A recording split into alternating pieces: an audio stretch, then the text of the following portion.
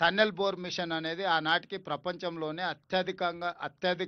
అత్యంత నాణ్యమైన, ప్రపంచంలోనే మొదటిసారి ఈ ఎక్స్పెరిమెంట్ ఇండియాలో చేయడం జరిగింది. టన్నెల్ బోర్ మిషన్ తోటి ఈ టన్నెల్స్ నిర్మించడం అనేది భారతదేశంలో మొట్టమొదటిసారి తెలంగాణలో ఎస్ఎల్బిసి టన్నెల్ కోసం తీసుకురావడం జరిగింది.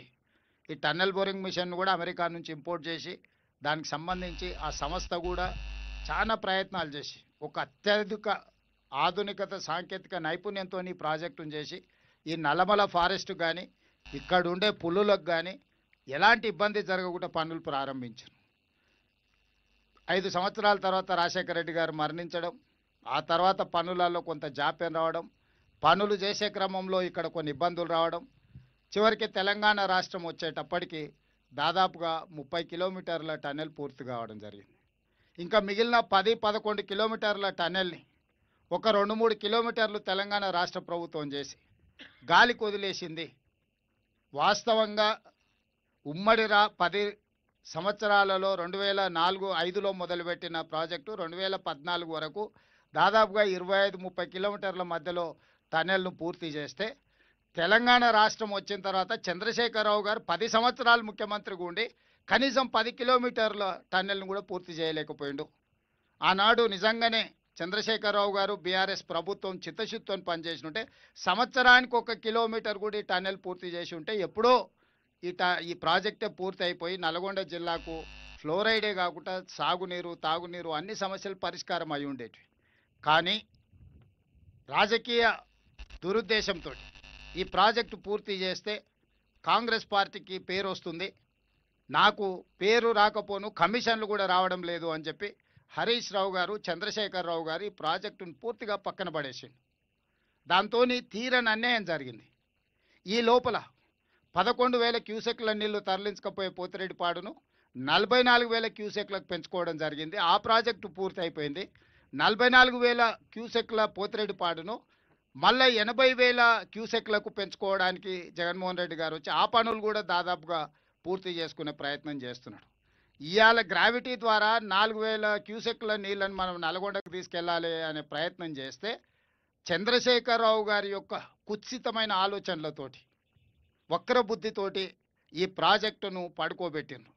మా ప్రభుత్వం వచ్చిన తర్వాత ఇది మొత్తం దేశంలోనే ఒక మంచి ప్రాజెక్ట్. ఇక్కడ ఒక విషయం మీడియా మిత్రులకు చెప్పాలి, ప్రపంచంలో ఎక్కడ కూడా 42 కిలోమీటర్ల టన్నెల్ ప్రాజెక్టు ప్రపంచంలోనే లేదు. ఈ ప్రాజెక్టు పూర్తి చేస్తే ప్రపంచంలోనే అతి పొడవైన టన్నెల్ అనేది మనకే కీర్తి దక్కడమే కాకుండా అనా పైసా ఖర్చు లేకుండా నీళ్లు అవలీలగా నల్గొండ జిల్లాకు 30 టీఎంసీలు 3 లక్షల ఎకరాలకు నీళ్లు తీసుకుపోవడానికి ₹1 ఖర్చు లేకుండా గ్రావిటీతోటి ఈరోజు అదే భూమికి నీళ్ళు ఇవ్వాలంటే ఏఎంఆర్పి లిఫ్టులతో వాడితే సంవత్సరానికి 500 కోట్ల రూపాయలు ఈరోజు విద్యుత్ ఖర్చులు అవుతున్నాయి. ఈ 10 ఏళ్లలో 5,000 కోట్ల రూపాయలు విద్యుత్తు ఖర్చు పెట్టిన కానీ 2,000 కోట్ల రూపాయలు ఖర్చు పెడితే ప్రాజెక్టు పూర్తయి ఉండేది. ఈరోజు కూడా పెరిగిన అంచనాలు 20 ఏళ్ల తర్వాత లెక్కేస్తే కూడా 4,600 కోట్ల రూపాయలతోని ప్రాజెక్టు పూర్తవుతుంది. అంటే 20 ఏళ్లలో ఈ ప్రాజెక్టు యొక్క అంచనాలు పెరిగింది 2,600 కోట్ల రూపాయలు మాత్రమే. ఆనాడు 2,000 కోట్లతో టెండర్ పిలిస్తే ఈనాడు ఈ రోజున్న అంచనాల ప్రకారం 4,600 కోట్ల రూపాయలు, అంటే కేవలం 2,600 కోట్ల రూపాయల అంచనాలు పెరిగితే 30 టీఎంసీలు 3 లక్షల ఎకరాలకు మనము గ్రావిటీ ద్వారా నీళ్ళు ఇచ్చుకున్న ప్రాజెక్టును దుర్మార్గమైన ఆలోచనతో, రాజకీయపరమైన ద్వేషంతో నల్గొండ జిల్లాకు, మహబూబ్ నగర్ జిల్లాకు చంద్రశేఖరరావు గారు తీరని అన్యాయం చేశారు. ఇవాళ ఈ ప్రాజెక్టులు పూర్తి చేసుకోకపోవడం వల్ల కృష్ణానది మీద ప్రారంభించిన ఏ ఒక్క ప్రాజెక్టు ఉమ్మడి రాష్ట్రంలో అన్యాయం జరిగింది సమైక్య పాలనలో అని చెప్పిన చంద్రశేఖరరావు గారు కృష్ణానది మీద ఆనాడు మొదలుపెట్టినాయి కానీ, ఆయన మొదలుపెట్టినాయి కానీ, భీమా కానీ, నెట్టంపాడు కానీ, కోయిల్ సాగర్ కానీ, పాలమూరు రంగారెడ్డి కానీ, లేకపోతే కల్వకుర్తి కానీ, ఎస్ఎల్బిసి కానీ ఏ ఒక్క ప్రాజెక్టు కూడా 10 సంవత్సరాలు ముఖ్యమంత్రిగా ఉండి ఒక్కటి పూర్తి చేయలే. ఇక తెలంగాణ కోసం కొట్లాడి తెలంగాణను సాధించుకున్న ఉద్దేశాన్ని కూడా దెబ్బతీసిండు చంద్రశేఖరరావు గారు. వారు 10 సంవత్సరాల ఖర్చు పెట్టింది ఎంత సాగునీటి ప్రాజెక్టు కాంట్రాక్టర్లకు చెల్లించిందంటే 1,86,000 కోట్ల రూపాయలు చంద్రశేఖరరావు గారు 10 ఏళ్లలో కేవలం సాగునీటి ప్రాజెక్టుల కాంట్రాక్టర్లకు చెల్లించిండు.